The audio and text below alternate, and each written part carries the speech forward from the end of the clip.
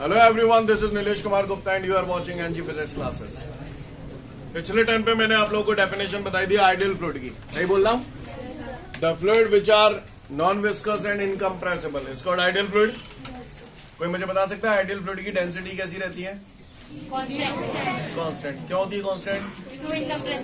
Incompressible होते हैं इसलिए। समझ में आती है सारी बात? आइडियल फ्लूइड के लिए कोफिशिएंट ऑफ विस्कोसिटी कितना होता है? 0।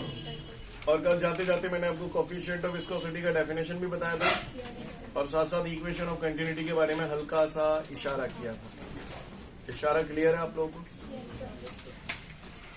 इक्वेशन ऑफ कंटिन्यूटी में इक्वेशन ऑफ कंटिन्यूटी में मैंने आपको ये बताया था कि एक पाइप है, दिस इज अ ट्यूब,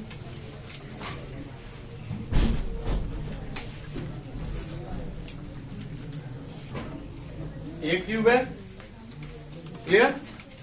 ये ट्यूब है, इसका area of cross section uniform है या नॉन यूनिफॉर्म है? नॉन यूनिफॉर्म है ना? इसी टाइप की एक ट्यूब मैं रफ वर्क के लिए इधर साइड में भी बना रहा हूं, ठीक है? यहां पर एरिया ऑफ क्रॉस सेक्शन कुछ और है, यहां पर एरिया ऑफ क्रॉस सेक्शन कुछ और है, यहां पर एरिया ऑफ क्रॉस सेक्शन कुछ और है, यहां कुछ और है। हर पॉइंट पर एरिया ऑफ क्रॉस सेक्शन अलग अलग है। एग्री करते हैं आप लोग इस बात से? मैंने इस ट्यूब को नाम दे दिया एबी। क्या नाम दे दिया? एबी। ये इसके अंदर ये अलग अलग लेयर्स बनाने की कोशिश किया मैंने लिक्विड के। क्या बनाने की कोशिश किया बबुआ? अलग अलग लेयर्स लाइक दिस। ऐसे सीन क्लियर है ना आप लोगों को? यहां पर आइडियल फ्लूइड फ्लो हो रहा है काय में? कैसी ट्यूब है? Non uniform area of cross section वाली है ना?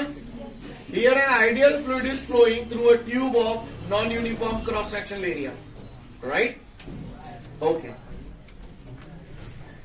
मैंने यहां पर मान लिया कि यहां पर इसका जो एरिया ऑफ क्रॉस सेक्शन है वो है A1 और इसका एरिया ऑफ क्रॉस सेक्शन जो है वो A2।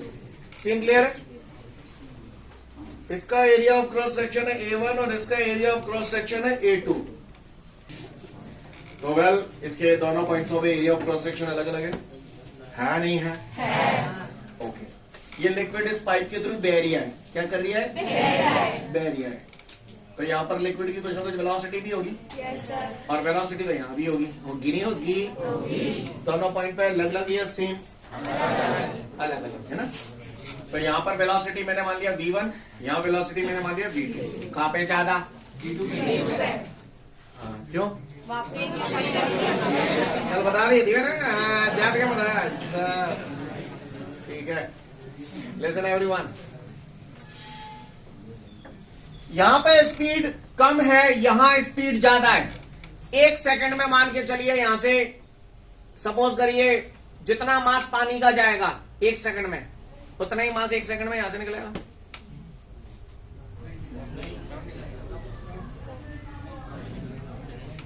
ओ भाई साहब, ओ हेलो हेलो, मैं समझ गया तुम मुझे कह रहे हो यहाँ पे होल छोटा है। भाई साहब ठीक है, लेकिन स्पीड भी तो ज्यादा है। तो जितना मास 1 सेकंड में यहां से एंटर करेगा उतना ही यहां से लीव करेगा 1 सेकंड में। नहीं आई मेरी बात समझ में? क्या हुए को परेशानी हो तो बताए, समझ गए? तो गौर से देखिएगा सभी लोग। By the law of conservation of matter, by the law of conservation of matter, mass of liquid या mass of fluid, कुछ भी लिख सकता हूं, mass of liquid entering at A per second is equal to the mass of liquid leaving at B per second। Step समझ में आया भैया? According to the law of conservation of matter, 1 second में जितना मास यहां से एंटर करेगा A point से, 1 सेकंड में उतना ही मास यहां से लीव करेगा B पॉइंट से। एग्री करते हैं? क्या हुए को परेशानी? ये जो लिखा है इसको जरा गौर से देखिएगा सभी लोग ध्यान से। कह रहा है mass of the liquid entering at A per second. ए पे यहां पर जो मास एंटर कर रहा है पर सेकेंड, किसे ऐसे लिखूं, mass of the liquid entering at A per second upon T. नहीं है बात समझ, तो बताओ क्या लिखूं, स्टेप समझ में आ गो काउगे को परेशानी। अब जामे कछु बचो ना है वो खेल जो है ना तो करो दप्पा। यारो बचपन में सुना था डेंसिटी इज इक्वल टू, तो मास इज इक्वल टू, जोर से बोलो, हाँ वासी क्या निकल जाते, mass is equal to volume into, तो m1 मास की जगह वॉल्यूम v1 डेंसिटी d बटे टी, m2 v2d बटे टी। बोला क्यों मास की जगह वॉल्यूम इनटू डेंसिटी, तो v1 लिखा है तो d1 क्यों नहीं लिखा या d2 क्यों नहीं लिखा, क्यों सेम है भैया, क्यों सेम है, क्यों सेम है, आइडियल फ्लूइड है और वो इनकम्प्रेसिबल होता है, इनकम्प्रेसिबल है तो डेंसिटी। आप महान हैं, आप धन्य बच्चे हैं। नालायकों, वॉल्यूम, वॉल्यूम का फॉर्मूला v बराबर एल, अल्लाह समझ गए, अल्लाह याद है कि आदत डालो, अब लगेगा बार बार, तो लगिए। तो वॉल्यूम v1 की जगह ऐसे लिखूं a1 l1, या लेंथ डिस्टेंस भी होती है तो d1 भी लिख सकते हैं, जो इच्छा हो वो लिखो, d बटे टी v2, ये तू नहीं है बात है, अल्लाह डी भैंसों की, टी भैंसों की, हाँ ठीक है। लाला रे डी ते डी कटे गए, हमारे हटी गए, A1 listen, distance upon time, length distance ही तो होती है, डिस्टेंस अपॉन टाइम, जोर से बोलो, आप महान हैं, आप धन्य बच्चे हैं। स्पीड, ये तू distance upon time v2, clear. कल मैंने आपको बताया था, आप लोगों ने 11th में आपने केमिस्ट्री की क्लास में ये पढ़ा होगा, बॉयल्स लॉ, पीवी बराबर कांस्टेंट, तो आप इसे P1 V1 बराबर P2 V2 लिख सकते हैं। और अगर किसी जगह P1 V1 बराबर P2 V2 लिखा है तो आप उसे PV बराबर कांस्टेंट लिख सकत ना लिख सकत, यहाँ लिखा है A1 V1 बराबर A2 V2, तो इसका मतलब मैं इसे क्या लिख सकत, AV, क्या लिख सकत, AV, AV is equal to, काउगे को परेशानी, सीन क्लियर है। फॉर्मूला इस फॉर्मेट में बहुत यूज में आता है, ऐसे लिख दो चाहे ऐसे लिख दो, बात एक ही है। सीन क्लियर है। इस इक्वेशन को हम लोग बोलते हैं इक्वेशन ऑफ कंटिन्यूटी। क्या बोलते हैं, when an ideal fluid is flowing through a tube of non uniform cross sectional area, then at each section of the tube, किसी भी सेक्शन पे देख लें, चाहे यहां देख लें, चाहे यहां देख लें, चाहे बीच में किसी पॉइंट पे देख लें, then at each section of the tube the area of cross section, the product of area of cross section and velocity of fluid is equal to the constant. नहीं आई मेरी बात समझ में, सीन क्लियर है। कहोगे को परेशानी, अगेन आई रिपीट, ध्यान से सुनिएगा सभी लोग, look at the board. When an ideal fluid is flowing through a tube of non uniform cross section area, then at each section of the tube the product of area of cross section and velocity of fluid, the product of area of cross section and velocity of fluid is equal to the constant. Hope you understand. Yes sir. You understand guys? Yes sir. You better understand. पढ़ लो, पूछे लो। इसके बाद हमारे सामने एक note दिया है, सुनना होगा दुनिया वालों। हम लोग ये जानते हैं A B is equal to constant, right और wrong. A is equal to constant upon B भी लिख सकता हूं, ऐसे भी लिख सकता हूं। और ये बात मुझे मालूम है, जब भी कांस्टेंट का साइन हटता है तो प्रोपोर्शनल आता है, कांस्टेंट हटाऊंगा तो प्रोपोर्शनल करके ऐसे भी लिख सकता हूँ। क्लियर। ये मुझसे चीख के ये इक्वेशन कह रही है कि एरिया ऑफ क्रॉस सेक्शन और वेलोसिटी ऑफ फ्लो एक दूसरे के इनवर्सली प्रोपोर्शनल होते हैं, यानी किसी जगह अगर एरिया ऑफ क्रॉस सेक्शन कम हो जाएगा तो वेलोसिटी ऑफ फ्लो बढ़ जाएगी। कहानी समझ में आ रही? कल मैंने बताया था, ले जंप पे ऐसे आप उंगली लगा लेते हैं तो वहां पर एरिया ऑफ क्रॉस सेक्शन क्या हो जाता है, कम हो जाता है, तो वेलोसिटी बढ़ जाती है। ये बताया था मैंने सब पिछले टर्म से आपको। क्लियर है? कोई दिक्कत?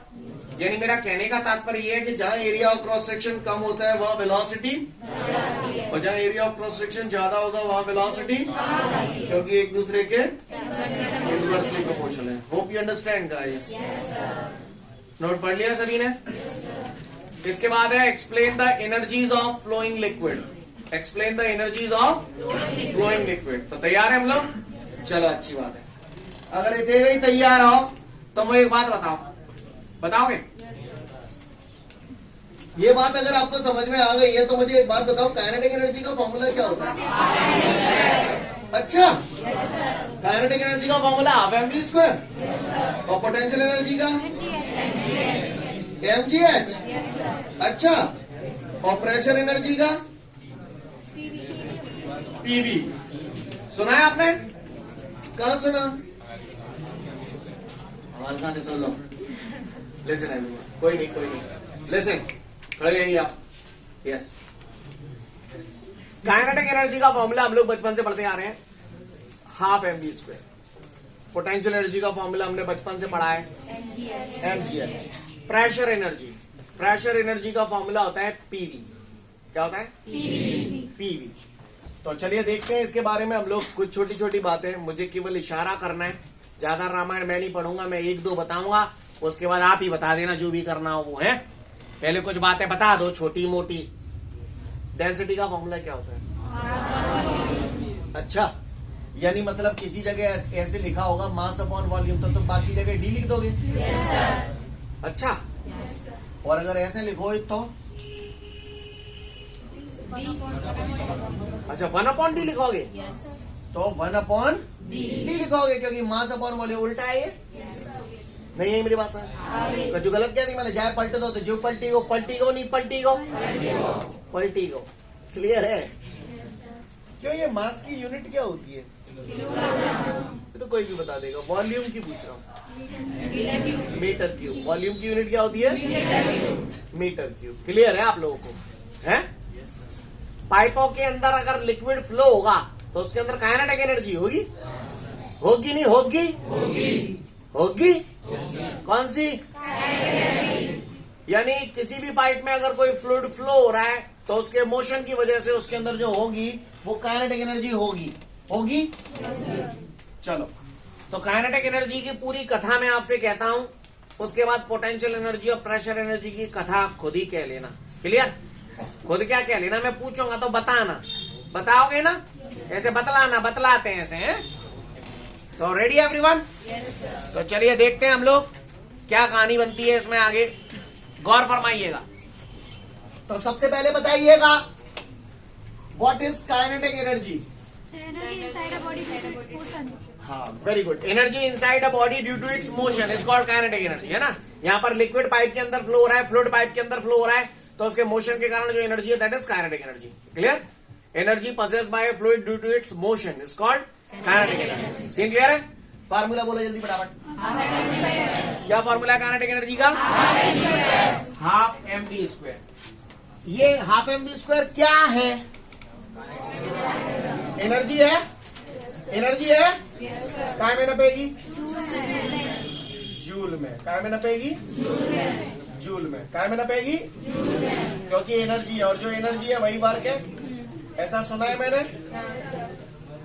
जूल। सीन क्लियर है? कान के पट खोल लेना, ठीक है? काइनेटिक एनर्जी पूरी समझाऊंगा आपको, उसके बाद जलील करना शुरू करूंगा, इसलिए बहुत ध्यान से, ठीक है? काइनेटिक एनर्जी आ गई। क्लियर? अगर किसी पट्टे ने मुझसे पूछ लिया कि फलाने kinetic energy per unit mass बताइए, kinetic energy per unit mass बताइए, तो गौर से देखिएगा। काइनेटिक एनर्जी तो बोल ही रहा हो पट्टा, काइनेटिक एनर्जी पर बटे पर, सही बोल रहा हूं? काइनेटिक एनर्जी पर यूनिट मास, यानी मास का डिवाइड करवा रहा है और मास की वैल्यू यूनिट रखवा रहा है। बोल अब आए? चमका दूं? Half mv square kinetic energy है तो जूल यूनिट, एम पे हट, तो क्या आ गया काइनेटिक एनर्जी पर यूनिट मास? V²/2 जूल पर किलोग्राम। आओगे को परेशानी? अब जैसे मैंने चेक कर रहा हूं वैसे ही तुम करी हो। रेडी? क्लियर? एक आध प्रैक्टिस कर लेते हैं। को पट्ठा ने बहुत कह रही है भला आने kinetic energy per unit volume बताओ। काइनेटिक एनर्जी बोलो, कहां लिखो? तुम बोलोगे half mv² upon v। v ते स्क्वायर काट दो, करपटी ले रह जाएगी। जे v वेलोसिटी मारो घुंडी लगी है यहाँ पे, और जे कैपिटल v हड़पासा वॉल्यूम है जे नहीं आई मेरी बात समझ में? काट दे। समझ गए बेटा? ये v सेम नहीं है। This v is the velocity and this v is the volume. Hope you understand guys. Joule upon का जी हाँ, जी हाँ मेरे भाइयों, मीटर क्यूब। अब मैं स्टेप लिख देता हूँ, आप खुद ही लपकना बता मैंने किस आधार पे लिखा है। समझ ना? बच्चा तो तुम अच्छे, ऐसी बात नहीं, बच्चा तो तुम अच्छे हो। क्लियर? आगे बढ़ जाओ। तो मास अपॉन वॉल्यूम की जगह मैंने डेंसिटी टांग दिया है यहाँ पर। क्या हुआ? को परेशान है तो बताए तो फिर सुने। मुँह तो कह रहा है कि मैं निकालूंगा अब kinetic energy per unit wait. बोलो क्या लिखूं? अपॉन। आप महान हैं, आप धन्य बच्चे हैं। क्लियर है? यूनिट बोलो। जूल अपॉन न्यूटन, क्योंकि mg वेट, वेट फोर्स ही तो होता है, तो फोर्स की यूनिट न्यूटन। जी हाँ, जी हाँ मेरे भाइयों, न्यूटन। m से m फोड़ दूं तो ये हो गया हमारा v²/2g। सीन क्लियर है? Joule per Newton. रुको, यहाँ पर मैं इसे मीटर भी लिख सकता हूँ या जूल पर न्यूटन भी लिख दूं तो भी करेक्ट है, या फिर मीटर भी लिख सकता हूँ। अब कईयों के दिमाग में ये घंटी सी बज रही है, ये मीटर क्यों लिख दिया? क्यों लिख दो? सुन लो। सुना है work is equal to force into displacement. Work की यूनिट जूल, फोर्स की यूनिट न्यूटन, डिस्टेंस की मीटर। जूल न्यूटन मीटर के बराबर होता है। अब अगर जूल की जगह न्यूटन मीटर रखूंगा तो न्यूटन से न्यूटन टन नहीं जाएंगे। क्या बचेगा? समझ नहीं आई? पका? क्लियर है? Kinetic energy per unit wait v²/2g। इसी तरीके से मैं कुछ भी बोलूं आप निकाल सकते हो। पक्का? अच्छा, kinetic energy per unit weight को हम लोग वेलोसिटी हेड भी बोलते हैं। क्या बोलते हैं? हाँ। तो मैं उम्मीद करता हूं कि आप लोगों को यहाँ तक क्लियर हुआ, बिल्कुल साफ, कुछ नहीं आया। कर लोगे? तो सबसे पहले काइनेटिक एनर्जी वाली पूरी कहानी पढ़ लो, फिर मैं आपसे आगे की बात करूंगा और फिर घुसालात होगी। आगे बढ़ते हैं। तो यहाँ पर हम लोगों ने काइनेटिक एनर्जी देखी, काइनेटिक एनर्जी पर यूनिट मास, kinetic energy per unit volume, kinetic energy per unit wait. जो निकालनी है हम निकाल सकते। क्या बताइए? ये देख रहे हैं आप? कौन सी एनर्जी है ना? ये लिक्विड है, किसी पाइप में लिक्विड फ्लो हो रहा है और लिक्विड एक पर्टिकुलर हाइट पे है, तो जाहिर सी बात है सरफेस से कुछ हाइट पे है, तो उस टाइम उसकी पोजीशन के कारण उसके अंदर जो एनर्जी होगी वो कौन सी एनर्जी होगी? हाँ, energy possessed by liquid due to its position is called potential energy. Clear? Ready? तो बोलते यही हो, और जहां सॉल्व करने की जरूरत पड़े रफ कॉपी और कागज का इस्तेमाल करना। क्लियर? कॉपी कागज है ना सबके पास? चलो बताओ, पोटेंशियल एनर्जी की जगह क्या लिख दूं? mgh। यूनिट क्या आएगी? जूल ही आ गई? जूल। ठीक है, चलिए आगे बढ़ते हैं।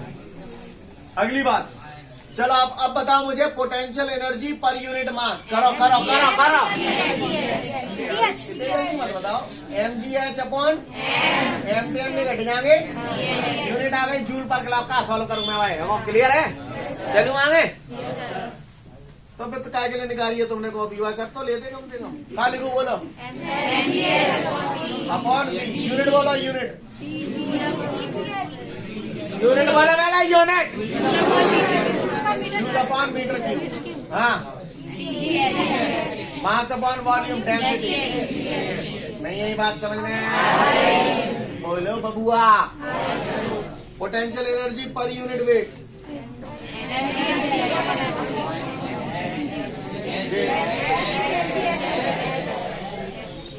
यूनिट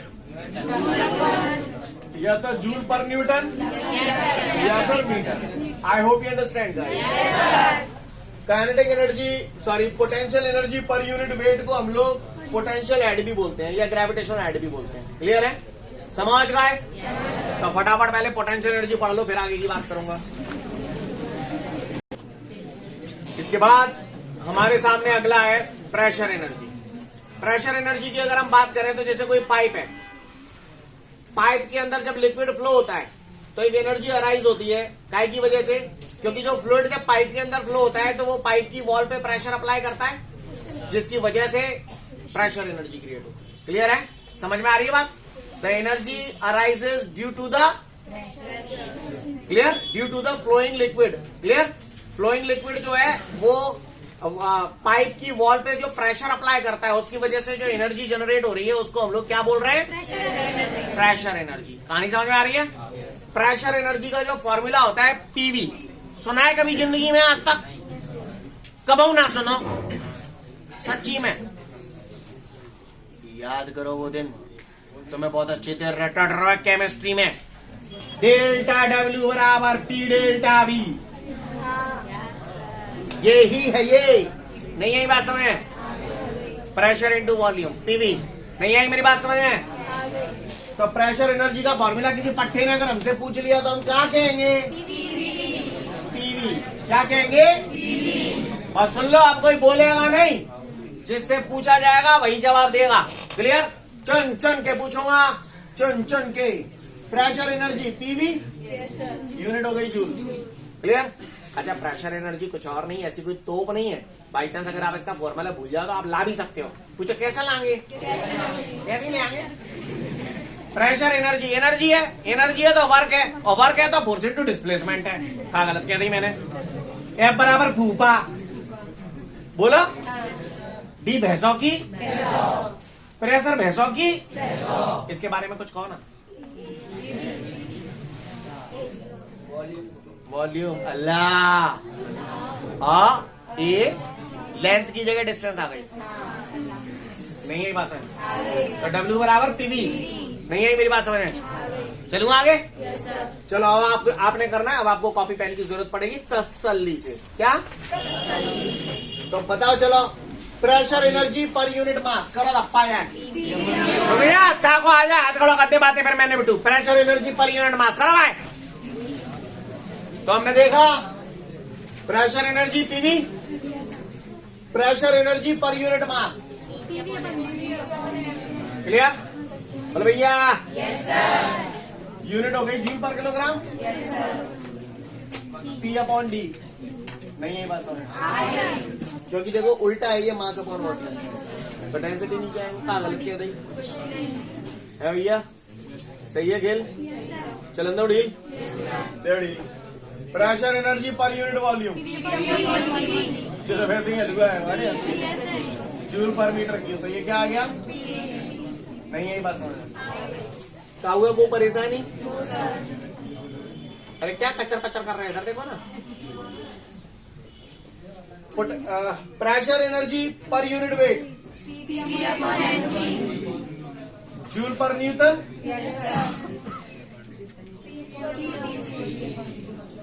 ये किया था आपने? नहीं किया था? कितने लोग आए? ये बिल्कुल सही नहीं है। सही नहीं है? शाबाश। सारे ही गलत होंगे? बताओ तो हवाल ने metre. Clear? Potential energy per unit weight को हम लोग प्रेशर हेड भी बोलते हैं। Sorry, pressure energy per unit weight को हम लोग प्रेशर हेड भी बोलते हैं। तो फटाफट देख लो प्रेशर एनर्जी, फिर आगे बढ़ूंगा। ठीक है, तो फिर आज के लिए पर्याप्त है। कल फिर मिलते हैं। Thank you everyone, have a great day to all of you guys.